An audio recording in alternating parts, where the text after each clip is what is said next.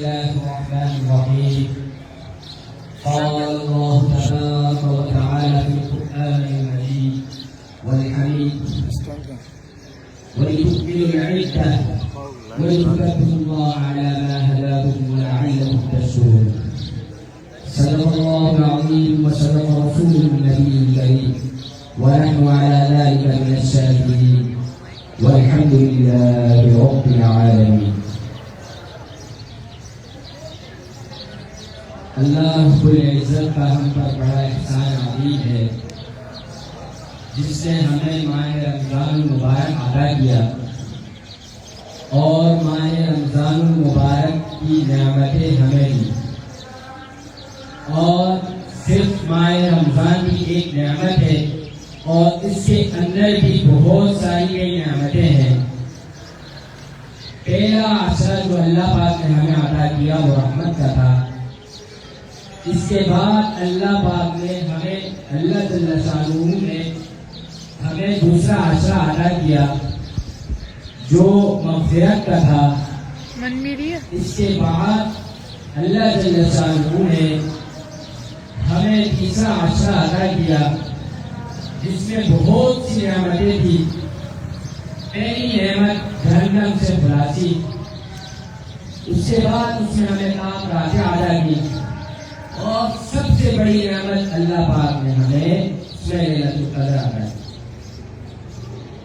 ہم اگر اس کا شکر الفاظ سے ادا کرنا چاہیں تو ہم ادا نہیں کر سکتے. ہر آدمی شکریہ کے طور پر کسی چیز کو لے کر اپنا شکریہ ادا کرتا ہے. ہم اس شکریہ کو بزبان الفاظ ادا کر سکتے ہیں. اب ہم دیکھیں کہ اللہ پاک نے فرمایا اور حدیث میں آیا ہے کہ انسان نے جب روزے دار کے لیے دو ٹائم ہے. پہلا وقفہ یہ ہے وہ افطار ہے. دوسرا وقفہ وہ اللہ پاک اپنی طرف سے عطا کرے. اب یہ افطار جو کیا چیز ہے؟ افطار کے علماء نے تفسیر یا جو مفسرین یا محدثین نے کی ہے وہ یہ ہے کہ افطار دو قسم کے.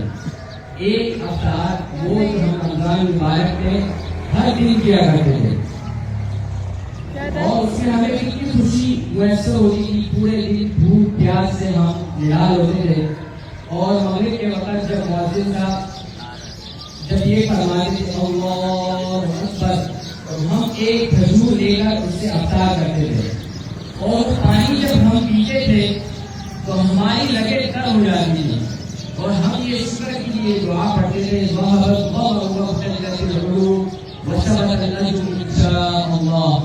اس کا معنی یہ تھا کہ بھائی ہماری جو ہے رگیں جو تھی بھوک پیاس سے بجھ گئی ہے. ہمارا جو بھوک پیاس تھی وہ بجھ گئی ہے اور ابھی اس کا جو ثواب ہے یہ باقی ہے اور اس سے ثواب اللہ تعالیٰ ہمیں دے گا. اب یہ تو وہ افطار کا تھا جو ہم روزانہ کیے کرتے ہیں. ایک افطار جسے افطار اکبر کہتے ہیں وہ یہ ہے جو آج ہمیں نصیب ہوا. پورے مہینے ہم نے روزے رکھے اور ابھی اللہ پاک نے ہمیں افطار کا موقع دیا. اب یہ ایسی بات تو ہے نہیں کہ ہم یہاں پر کسی عید کی خوشی کی وجہ سے موجود ہیں. بے شک یہ عید کی خوشی ہے لیکن اصل اس کا مقصد یہ ہے کہ اللہ پاک اس پر ہمیں ایک انعام دینا چاہتے ہیں اور اس دن کا نام یوم جزا ہے. اب یوم جزا کیا ہے؟ یوم جزا یہ ہے کہ ہم نے اتنے دن روزے رکھے یہ سب کچھ کیا. یہ اللہ پاک نے ہمیں ایک انعام دیا ہے اور انعام میں ہمیں ایسے کوئی انعام نہیں ہے کہ ہم نے بھوک پیاس برداشت کی تو اللہ پاک نے فروٹ کھا لیے جو ہم نے ان کے طرح تھا یہ سب لا کے کہ بھائی حضرت والا انسان نے حضرت آدم انسان نے انہوں نے روزے رکھے اب ان کو بھوک پیاس ہے تو اب ان کو عید الفطر کے موقع پر ان کی بھوک پیاس کرانے کے لیے جو ہم نے روک لیا تھا وہ سب نازل کر دیں. ایسے ہے بلکہ اس وقت اللہ پاک نے ہمارے لیے مغفرت کا وہ کیا ہے. اور یہ کچھ چھوٹا وہ نہیں ہے انعام. مطلب کوئی آدمی سوچے کہ ہمیں بنا بنایا حلوہ مل رہا ہے کہ کتنا میسر ہوگا، بنانے سے بہتر بنا بنایا مل رہا ہے، اور یہ ہر کسی کو میسر نہیں ہوگا. آپ دیکھ رہے ہوں گے کہ کتنے لوگ ہمارے ساتھ تھے اور اب نہیں ہے. دوسری بات یہ ہے کہ یوم جزا کس کے لیے ہوتی ہے؟ سوال تو یہ ہے یوم جزا کس کے لیے ہوتی ہے؟ کوئی کام کرے گا اس کا نتیجہ آئے گا نا، کوئی کام نہیں کرے گا اس کا نتیجہ نہیں. اب جن حضرات نے روزے رکھے ہو تو ان کے لیے یوم جزا ہے، اور جن حضرات نے روزے نہیں رکھے ان کے لیے ہے. اللہ پاک فرما رہے ہیں کہ اس 4 جولائی میں جنہوں نے یوم جزا لینے کے لیے آ گئے، اور اس میں وہ بھی آدمی ہے جس نے کام محنت نہیں کی، وہ اس میں انٹر ہو گیا، ہم نے اس کا اللہ پاک ہم نے اسی کی مغفرت کر دی. یہ اتنا وسیع میدان ہے، یہ ہمیں بتانے کا ایک میدان لڑکا ہے، لیکن یہاں پر ابھی مغفرت کے فیصلے چل رہے ہیں. جو اس کے اندر داخل ہوگا ہم نے اس کی مغفرت، ہم نے اس کی فلاں بھائی فلاں کے فلاں کی مغفرت فلاں ایک فلاں رجسٹر میں لکھا جا رہا ہے. یہ کوئی چھوٹا معمولی چیز نہیں ہے. خوشی کا دن ایسا خوشی کا دن نہیں ہے کہ ہم نے مٹھائی کا ڈبہ لے جائیں اور وہاں جانا ہے اور محلے کے گاؤں میں گھوم پھر جائیں، بلکہ خوشی کا دن ہے. لیکن سب سے زیادہ خوشی اس وقت ہمیں ہونی چاہیے کہ اللہ پاک ہماری مغفرت کر رہے ہیں. اور جیسے کہ میں ہر رمضان دیکھتا ہوں، اس سال رمضان میں جو میں نے دیکھا اور مجھے بڑی تکلیف ہوئی، یہ بات آپ حضرات کے سامنے رکھنے کی وجہ بھی ہے کہ ہم اس کے لیے کوئی اقدام بھی اٹھائیں لیکن نہیں بھی اٹھا سکتے. اقدام اٹھانے کا مقصد یہ ہے کہ میں نے اکثر نوجوانوں کو دیکھا ہے اس بار ہٹے کٹے، ایسا نہیں کہ صحت نہیں ان کے پاس، صحت، مال، اے سی، گاڑی، بنگلہ سب موجود ہے. ایک ہٹا کٹا نوجوان گھڑی بیچ رہا ہو، پورے دن مزدوری کر رہا ہو، اس کی بات الگ ہے، لیکن وہ ان سے زیادہ مضبوط ہو جائے گا. لیکن یہ ہٹا کٹا نوجوان اس سے روزے نہیں رکھے، وجہ کیا ہے؟ اب وجہ آپ سنیں گے آتے ہیں. اللہ پاک اگر غفور رحیم ہمیں بخشے یا بدلے، ورنہ ہماری بخشش جو ہم کام کر رہے ہیں اس سے نہیں ہوگی. وجہ یہ تھی، میں نے ایک صاحب سے عرض کیا آپ روزہ کیوں نہیں رکھتے؟ اللہ پاک نے آپ کو وسعت دی ہے، مال دی ہے، کوئی بیماری ہے؟ کوئی بیماری نہیں ہے، بس میں بھوکا کھا رہا ہوں تو میں بھوکا چھوڑ نہیں سکتا ہوں. میں نے کہا یار یہ تو بات نہیں ہوئی، یہ تو اصحاب رضوان علیہم کے دور میں جب شراب کا وہ منع آیا، شراب پینا منع ہو گئی، تو کیا وہ لوگ یہ کہنے لگے ہمیں میسر نہیں ہے، یہ ہم یہ پیئیں گے تو ہم جی سکتے. انہوں نے نالیوں میں بہا دی، وہ گلیوں میں بہا دی وہ. اور جس دن اصحاب کی آیات نازل ہوئی شراب کی، شراب گلی میں نہر بن کے بہ رہی ہے. اور آج ہم اس غلیظ چیز کی وجہ سے میں تو غلیظ سمجھتا ہوں، بھٹکے کو لوگوں کا تو وہ ہوگا کہ خوشی بھی آ گئی، لیکن بڑا ہے اگر اس کی وجہ سے روزہ چھوڑا جائے یہ بہت ہنسائے والی بات ہے. بھائی آپ پورا دن اے سی میں بیٹھے ہوئے، آپ کا کوئی کام نہیں ہے، آپ کا صرف اور صرف ایک شیطانی عمل ہے موبائل دیکھنا، اور وہ بھی آپ بخوبی انجام دے رہے ہیں، تو اس سے ایک ثواب کا دائرہ بھی شامل کر کے روزے ہی رکھتے ہیں. تو بارہا اس بندے کو میں نے 2 بار 3 بار تربیت کی، اس سے نہیں سنا. اب یہ وہ بات تھی جو میں نے کرنی تھی کر دی. اب ہم آتے ہیں عید الفطر کی طرف. عید الفطر کیا چیز ہے؟ عید الفطر ہمیں کیوں ادا کی گئی؟ عید الفطر کے موقع پہ ہمیں کون سے ایسے کام کرنے چاہیے جو کرنے چاہیے؟ عید الفطر ہماری مغفرت کا دن ہے. اب کوئی بتا سکتا ہے مغفرت کا دن کیا مطلب؟ مغفرت کرنے کا مطلب یہ ہے کہ اللہ پاک ایک بندے کو جہنم سے اٹھا کر جنت کی طرف لانا، جنت کی طرف لانا، ہاں اس طرف اس طرف اس طرف اس طرف۔ اب جب مغفرت ہو جائے دن کا، اس عید الفطر کے دن کا مقصد تو یہ ہو گیا۔ اب آ جائیں عید الفطر کیا ہے، اس میں کیا کیا کام کرنے چاہیے ہمارے کو۔ عید الفطر میں جب ہم آتے ہیں، عید الفطر میدان گاہ کی طرف آتے ہیں، تو سنت یہ ہے کہ ہم میٹھی چیز کھاتے ہیں، یہ سنت ہے۔ اور اچھا لباس ہے۔ میں آپ کو اپنی روزگاری سناتا ہوں۔ یہ آپ کے سامنے جو میں نے لباس پہنا ہوا ہے نا، یہ میں نے 6 سال بعد آج نیا لباس پہن کے عید الفطر کیا ہے۔ میں آج سے 6 سال پہلے کبھی بھی عید الفطر کے لیے نیا لباس پہن کے نہیں گیا تھا، استری کر کے پرانا لباس پہن کے جاتا تھا۔ اس کی وجہ تھی ایسے بعد میں پہن لیتا تھا۔ میں خدمت کرتا تھا ایک مدرسے کی، ادھر جب جانا ہوتا تھا تو وہ جس جگہ پہ ہم نے کھڑا ہونا تھا تو وہ پیچھے کی جگہ بہت گندی تھی، تو جب میں وہ ٹیک لگاتا تھا اس کے نشانات میری کمر پہ پڑ جاتے تھے۔ تو دل میں خواہش ہوتی ہے کہ یار میں سب نئے کپڑے پہن کے جا رہے ہیں، میں بھی جاؤں، ہر انسان کے دل میں خواہش ہوتی ہے، لیکن میں اس خواہش کو اپنی خدمت پر مقدم کرتا، یہ خدمت کو مقدم کر دیتا ہے کہ بھائی یہ خدمت اصل ہے۔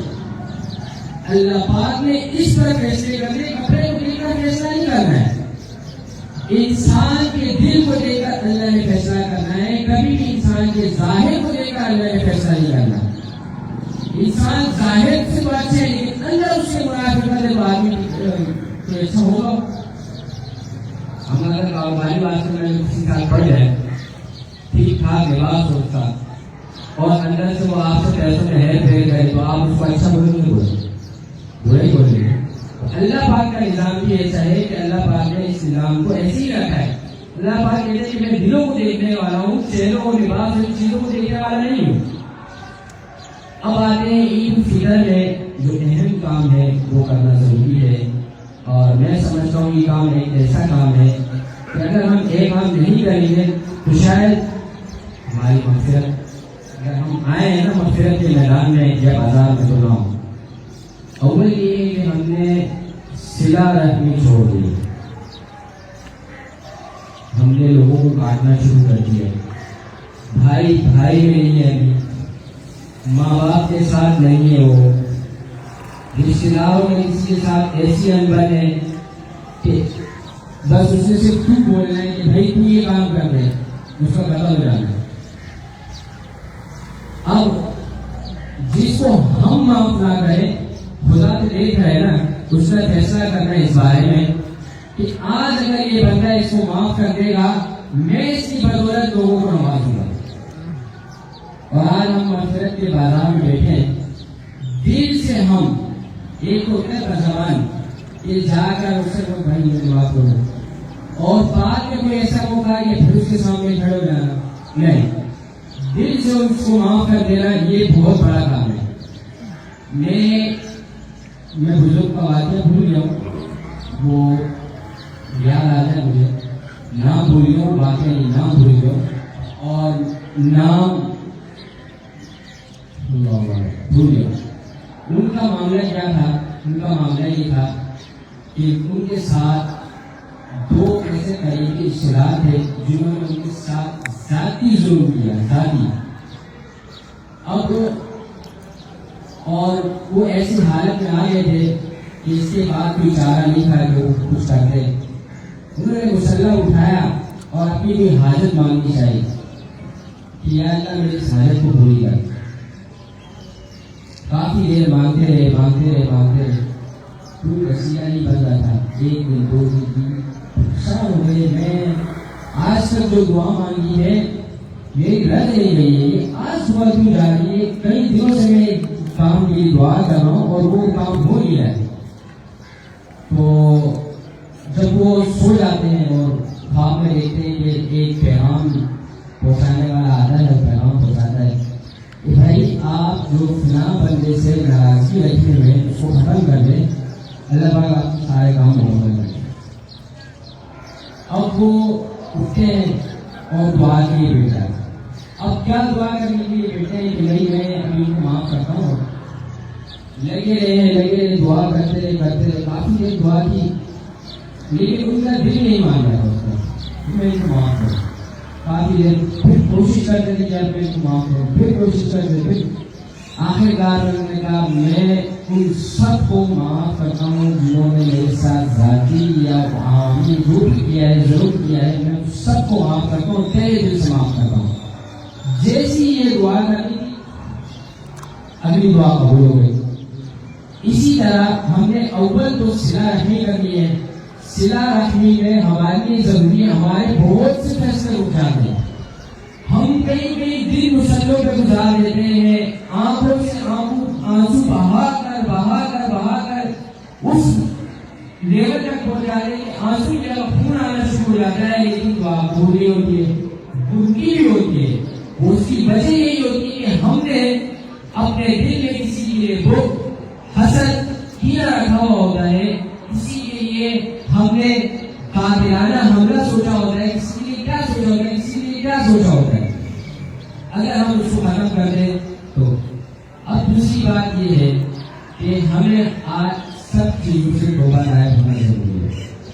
توبہ طائب ہونے کے لیے ہمارے شیخ فرماتے ہیں کہ توبہ طائب ہونے کے لیے یہ ضروری ہے کہ آدمی پہلے دل سے توبہ کرے, پھر دل خود ہی کریکٹ کرے گا زبان سے, جیسے بالکل ہوتی ہے وہ خود ہی زبان سے بلائے گا تھا.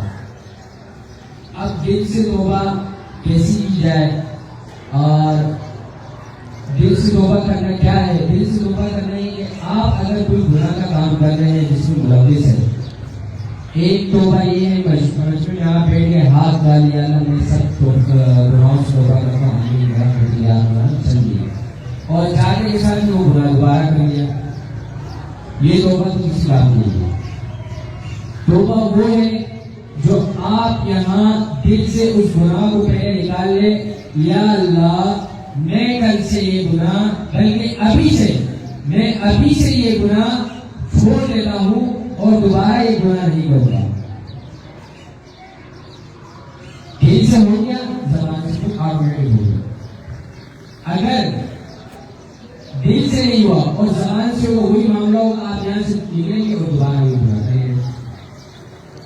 توبہ کوئی معمولی چیز نہیں ہے. ایک بزرگ بہت گناہگار تھے, بزرگ بعد میں پہلے نہیں پہلے گناہگار تھے. اب وہ بیگم کو کہا کہ بیگم میں آج توبہ طائب ہونا چاہ رہا ہوں, یہ بنی اسرائیل کا واقعہ ہے, میں چلتا ہوں باہر اور میں اللہ کی سب چیزوں کو سفارشی بناتا ہوں. سب چیزوں کو جب میں سفارشی بنا لوں گا تو کوئی نہ کوئی چیز میری سفارش کر ہی دے گی. حضرت نکل جاتے ہیں اور چلتے صحرا میں پہنچ جاتے ہیں. صحرا میں سب سے پہلے پہاڑ کو کہتے ہیں سفارشی, اے میرے پہاڑ میری سفارش کر, میں بہت گناہگار ہوں, میری اللہ سے سفارش کر کے میری توبہ قبول کرے. پھر آسمان کی طرف مخاطب ہوتے ہیں, پھر زمین کی طرف, پھر صحرا کی طرف, اور اسی طرح سب کی طرف مخاطب ہوتے فرشتوں سے مخاطب ہوتے ہیں, اور اسی دوران وہ بے ہوش ہو جاتے ہیں. یعنی اتنا روتے ہیں, اتنے دل آزاری کرتے ہیں, گر پڑتے ہیں. تھوڑی دیر میں جب ان کو ہوش آتا ہے, ایک فرشتوں کے سر پہ ہاتھ رکھتا ہے اور سر پہ ہاتھ پھیرتے ہوئے کہتا ہے اللہ پاک نے آپ کی سفارش قبول کر لی. صحیح ہے, میں مان لیتا ہوں یہ قبول ہو گئی, لیکن مجھے یہ بتائیں میری سفارش کی جس ہے, میں نے سب کو سفارشی بنایا تھا, سب نے میری سفارش کی, یا صرف ایک بندے نے کی, یا صرف ایک مخلوق نے کی, یا صرف ایک صحرا نے, یا کئی پہاڑوں نے کی, مجھے پتا تو چلے. فرشتہ کہتا ہے دیکھو جب تم سفارشی بنا رہے تھے, جب تم فرشتوں کی طرف مخاطب ہوئے اور جب میں نے تمہاری یہ حالت دیکھی تو میرے تم پر بہت ترس آیا. میں اللہ جل شانہ کی دربار میں حاضر ہو کر میں نے کہا کہ اللہ یہ بندہ تیرے سامنے سب کی سفارشیں لے کے آ رہا ہے, مجھے بھی اس نے سفارشی بنایا ہے, اور یہ اتنا بے چین ہے اور آپ کے سامنے اتنا روئے اور بے ہوش ہو گیا. اب آپ سفارش قبول کریں اور اس پر تھوڑا رحم کریں. اللہ نے کہا چلے میں ان کی توبہ قبول کرتا ہوں, آپ کی سفارش قبول کر لیتا ہوں. وہ بندہ بڑا خوشی سے گھر لوٹ گیا. کہنے کا مقصد یہ ہے کہ توبہ کے لیے ضروری نہیں ہے کہ ہم یہ کہیں کہ بھائی بس ہم اپنے نفس, اللہ پاک شاید کسی کو سفارشی بنا دے ہمارا, ان کو فرشتہ دے کر سفارشی بنا دے ہمارے کو, شاید کوئی ان سب میں سے کوئی ہمارا سفارشی بن جائے. ہم میں سے میں شاید گناہگار ہوں, لیکن آپ میں سے کوئی ایک ایسا نہیں بندہ ہو جو اللہ کو زیادہ محبوب ہو اور اس مہینے میں اور اس کی دعا قبول ہو جائے. میرا تو بڑا پار ہے, میرا پار ہے, کیونکہ میں آئی اسی لیے ہوں آج. میری طلب کیا ہے؟ میری طلب یہ ہے یا اللہ میں سب گناہوں سے توبہ کر کے آپ کے دربار میں حاضر ہوں, آپ کی شفاعت کا منتظر ہوں, آپ کی مغفرت کا منتظر ہوں, آپ کی رحمت کا منتظر ہوں. بس مجھے اور کچھ نہیں چاہیے. دنیا میں کیا چاہیے انسان کو؟ ہمارے شیخ کا نظر دنیا میں انسان کو کیا چاہیے؟ اگر وہ اندرونی علم نہیں رکھا ہوگا جسے ہم کہتے ہیں اللہ والا علم, تو جواب پتہ چلے گا. مرسیڈیز چاہیے, کتنا بڑا بنگلہ ہوگا, 1500 گز 1600 گز کتنا ہوگا, وہ بھی ڈیٹیلس میں بتانا چاہ رہا ہوں. فلاں ایڈیٹ کرنا یہ وہ پروٹوکول بتا دیں, لیکن اس کو یہ بتا دیجیے کہ مجھے جانا کیا ہے اور وہ خود خرید بھی نہیں سکتا اس کو. آپ مر جائیں آپ قبر خرید سکتے, آپ مر جائیں آپ قبر خرید سکتے, آپ مر جائیں آپ غسل کر سکتے نہیں. اصل یہ دنیا میں انسان کہتا ہے کہ میں زندہ ہوں, اصل میں ایسا نہیں ہے. دنیا میں انسان کو مرے گا اور آخرت میں وہ جیے گا, اور آج ہم اس موت والی زندگی کے فکر میں لگے ہوئے, اور اس موت والی زندگی جس کے ہمارا کچھ بھی نہیں کرنا ہے, اس کے پیچھے ہم نے اپنی پوری زندگی خراب کر دی ہے. مال اتنا جمع کرنا ہے کہ اگلے سے کمپٹیشن ہو جائے کہ اس سے مال میں آگے ہو جاؤ. صحابہ ویسے نہیں کرتے. صحابہ لوگ اگر مال میں بھی کمپٹیشن کرتے تھے تو کوئی طریقہ الگ ہو رہا ہوتا, ان کی نیت کچھ اور ہوتی تھی. ان کا یہ ہوتا تھا کہ بھائی اگر یہ صدقہ دے رہے ہیں, میں اس کی استطاعت کرتا ہوں تو میں بھی دوں, نہیں تو میں اس سے زیادہ دوں, میں اس سے زیادہ دوں. یہ کمپٹیشن کرتے ہیں. آج ہمیں قبر میں اتارنے والا بھی کوئی اور ہوگا, شاید نصیب بھی نہ ہو. کسی کو کیا پتا ہے, کسی کو کیا پتا ہے کتنے لوگوں کے ہاتھ سے ہوائی جہاز ہو گئے. یہ ایسے کہتے معلوم کیا, مجھے نہیں لگتا کہ بیچارے کو معلوم کیا کبھی. بس بڑا نام خبر کریے کہ یہ حضرت رحمۃ اللہ جہاز کے حادثے میں شروع ہوا. دل اگر آدمی سوچے نا موت کے بارے میں, ڈر تو بہت لگتا ہے. کیوں اس زندگی سے جانا نہیں ہے, کھوپڑی جو بنائی ہے, گاڑی جو خریدی ہے, بچے جو ہیں, لیکن یہ وہ آدمی ڈرتا ہے جس نے آخرت کا کچھ بھی ایک پوائنٹ بھی نہیں بنایا ہوتا ہے. جس سے ایک پوائنٹ بنایا ہوا ہوتا ہے وہ کہتا ہے چلو میں نے ایک پوائنٹ بنایا ہوا ہے, میں اللہ کے سامنے پیش کر دوں گی, یا اللہ میرے ٹوٹا پھوٹا پوائنٹ قبول کر لو. اللہ غفور رحیم ہے.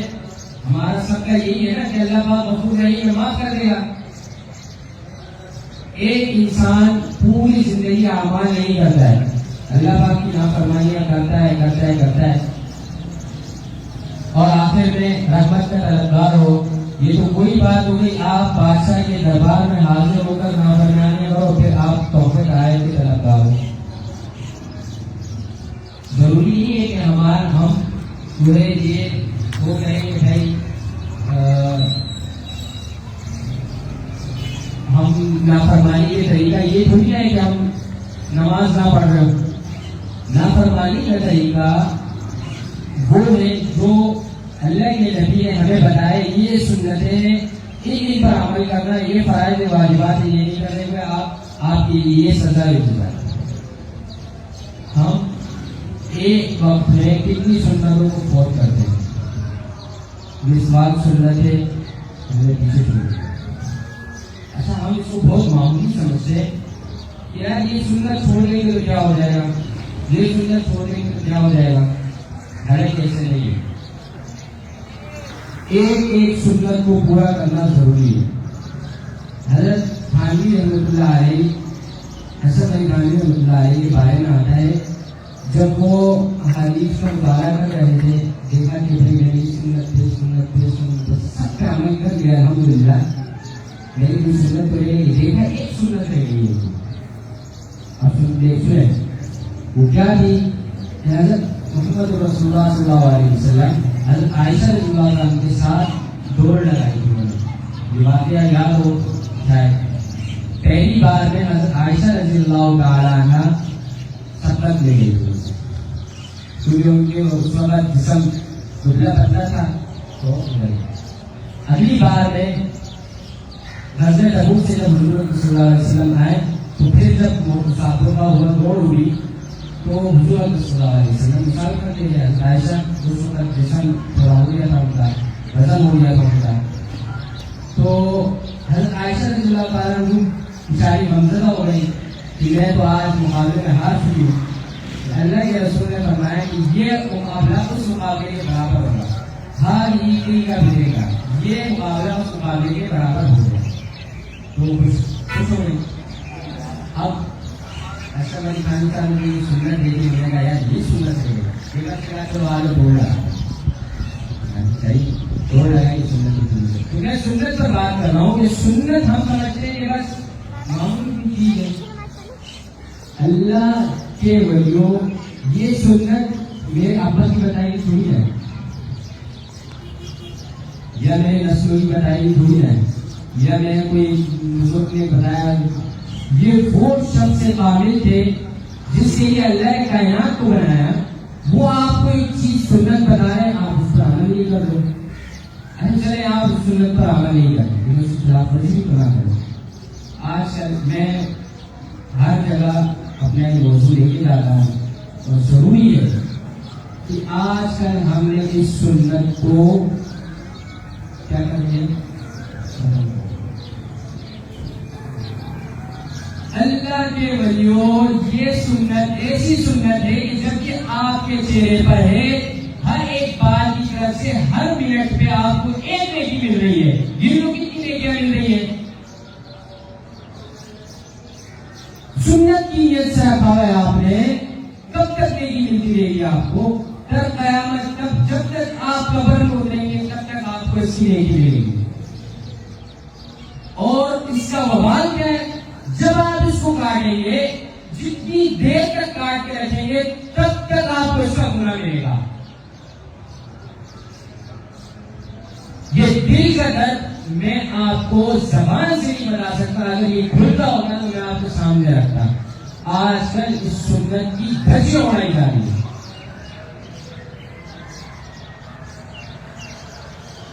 پھر ہم امید کرتے ہیں کہ ہمارا کاروبار اچھا ہو, ہمارا یہ اپنا صاحب کے پاس جائیں گے, تعویذ یہ کر دو وہ کر دو.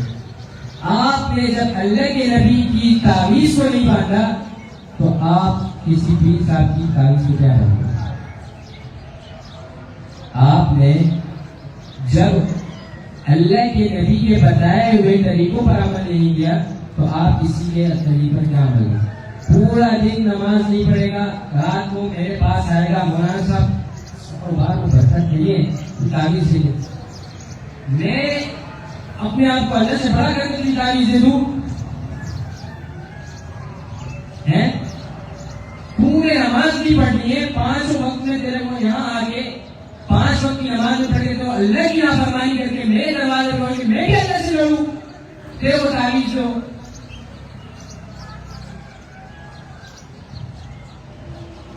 کتنی غلط بات ہے, کتنا غلط المیہ ہے. ہمارے ذہن کہاں جا رہے ہیں اور ہم کہاں جا رہے ہیں. اصل میں بات اگر انسان سوچے کس چیز کی ہے, ہم سمجھتے ہیں دنیا بس دنیا ہے, دنیا میں رہنا ہے اور آگے ہمیں جانا نہیں ہے. میں بات کو ختم کروں گا, بہت مختصر ہے. آخری بات صدقۃ الفطر کے حوالے سے، جیسے کہ آپ حضرات کو معلوم ہے یہ غریبوں کا ایک حق ہوتا ہے. حضرت امام ابو حنیفہ رحمۃ اللہ علیہ جب حیات میں بہت بڑے بزنس مین تھے، کاروباری تھے، وقت کے امام بھی تھے اور بزنس مین بھی تھے. کس میں بزنس مین تھے؟ کپڑے میں. میں خیال سے 76 کروڑ روپے اس وقت ان کے کے پاس، آج سے کچھ سالوں صدیوں پہلے کی بات ہے. لیکن ان کا ایک معمول تھا، ایک مزاج تھا، وہ بڑا اچھا تھا. میں پڑھ رہا تھا ملفوظات میں تو میں نے دیکھا وہ یہ تھا کہ جب عید کا دن ہے، مثال ان کا عید کا دن ہے، اس سے پہلے جب رمضان ہوتا تھا ان کو سارے غریبوں یتیموں کے گھر معلوم تھے اس میں یہ غریب یتیم ہے اور ان کا سائز ان کے پاس تھا، یہ کپڑے ان کے سائز کے، اور بس وہ سلوانا شروع کر دیتے. اور یہ نہیں ہے کہ ایک غریب کے لیے آپ کپڑا سلے تو بالکل گھٹیا سیے، بلکہ وہ عمدہ سے عمدہ کپڑا سیا جاتا. جب وہ کپڑا ان کے چاند رات ان کے گھروں میں پہنچ جاتا تھا، سب بچے جتنے بھی ان کے جن کے گھروں میں پہنچتا تھا وہ کہتے تھے امام صاحب کے گھر سے کپڑا آیا ہے. اچھا یہ معلوم کیسے ہوگا کہ امام صاحب کا کوالٹی ہوتی ہے، کپڑے کا ایک معیار ہوتا تھا. تو یہی بات ہے کہ ہمیں صدقۃ الفطر ادا کرنا ضروری ہے. باقی ہم عید کی نماز کا طریقہ جیسے کہ آپ حضرات کو معلوم ہے، پہلا یہ ہے کہ ہم امام صاحب پھر نیت کرنا ضروری ہے. نیت کرے اور تکبیر کے ساتھ ہر آدمی تکبیر کہے گا. اب تکبیر کہے گا اور پہلی تکبیر جب امام صاحب کہیں گے آپ نے ہاتھ باندھے، ہاتھ باندھنے کے ساتھ امام صاحب ثنا پڑھیں گے، پھر امام صاحب دوسری تکبیر کہیں گے. بہت سے سنیں تاکہ بار بار بتانے کی ضرورت نہ ہو. اور اکثر ساتھی اس پر سمجھنے کے بعد ہو گیا آپ غلط ہو گیا کچھ بھی ہو گیا، ایسا کچھ نہیں ہے. آپ نے تکبیر کے ساتھ تکبیر کہنا ضروری ہے. ہاتھ چھوڑے باندھے اس کا اپنا مسئلہ نہیں، لیکن طریقہ آپ سنیں. پہلی تکبیر کی امام صاحب نے ہاتھ باندھے، ثنا کی دوسری تکبیر کہی، امام صاحب ہاتھ چھوڑ دیں گے. تیسری تکبیر پر بھی امام صاحب ہاتھ چھوڑ دیں گے. چوتھی تکبیر پر امام صاحب نہیں، پہلی تکبیر کہی ہاتھ باندھ لیا، ثنا پڑھی، دوسری تکبیر کہی ہاتھ چھوڑ دیا، تیسری کہی ہاتھ چھوڑ دیا. اب جو چھوٹی آ رہی یہ والی ہے آپ نے ہاتھ باندھ دیا. صحیح ہے، تین زائد تکبیر ہو گئی. اب چھوٹی تکبیر پہ امام صاحب کو قرات وغیرہ کریں گے، اس کے بعد رکوع ہوئی. پھر جب دوسری رکعت مکمل کریں گے امام صاحب، اب رکوع سے جانے سے پہلے تین تکبیر زائد نہیں ہوئی. ایسے امام صاحب قرات مکمل کرنے کے بعد ایک تکبیر کہیں گے، ہاتھ چھوڑیں گے، دوسری تیسری اور چوتھی پہ ڈائریکٹ رکوع میں جانا ہے. اسی طرح باقی امام صاحب اپنی نماز مکمل کریں گے. میری بات کا ہمارے شیخ ہمارے جو کسی بیان سے ہے، میری بات کا اگر کسی کو عمل میں برا لگنا نہیں چاہیے، ہم کس لیے بولیں. اگر میری بات کا کسی کو برا لگا ہو تو تہ دل سے میں اسے معافی مانگنے کا طلبگار ہوں. واخر دعوانا الحمدللہ رب العالمین.